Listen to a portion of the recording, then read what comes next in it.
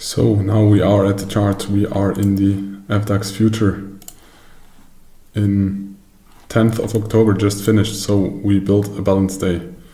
So we have a classic or typical D profile, and now we wait or prepare for the next session. But for that, we need to wait for the open. Where is the open? In this case, the open is between the value area high and the VPOC. So we think that this balance is accepted, and that we will trade from value area high to value area low, or value area low to value area high. So those are the two price levels we are looking for trades.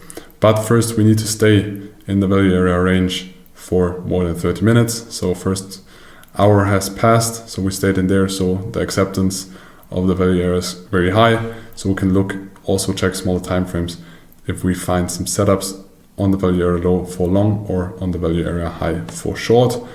Where will we go first? We are now at the value area low. We went quickly or shortly into price discovery, but now we can look for setups long. This was, by the way, the 8 o'clock or 8 a.m. market open. Now is the 9 a.m. market open. Depending on the volume, if there's above average volume at 8, you can also use the 8 a.m. open. Otherwise, we should wait for the 9 a.m. open.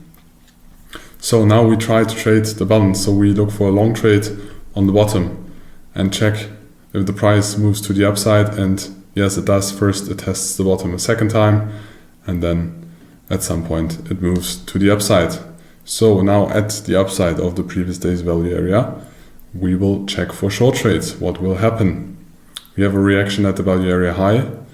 We go into some price discovery, and we have the first closing above the value area high. So this is the first sign that we are going to go to price discovery, but it's spending a long time at the value area high. So it's the first sign. You can add the footprint or add the order book, but we will discuss that in later sections. And maybe look for long, but for now, it is still a short bias. We're looking for short trades. If there are short setups, we're going to take the short setups.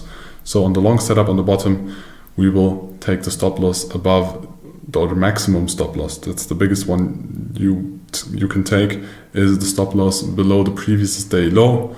But when we have a setup, for example, we have small P shapes, then of course we can minimize our risk or improve our risk to reward. But now we still look for short trades. What happens? Our short idea fails. Most likely we have been stopped out here because our max stop is on the previous day absolute high.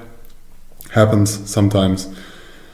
You lose, it's part of trading. And now we can look or could check for a retest of the value area high, but this is one of the next setups we will go through.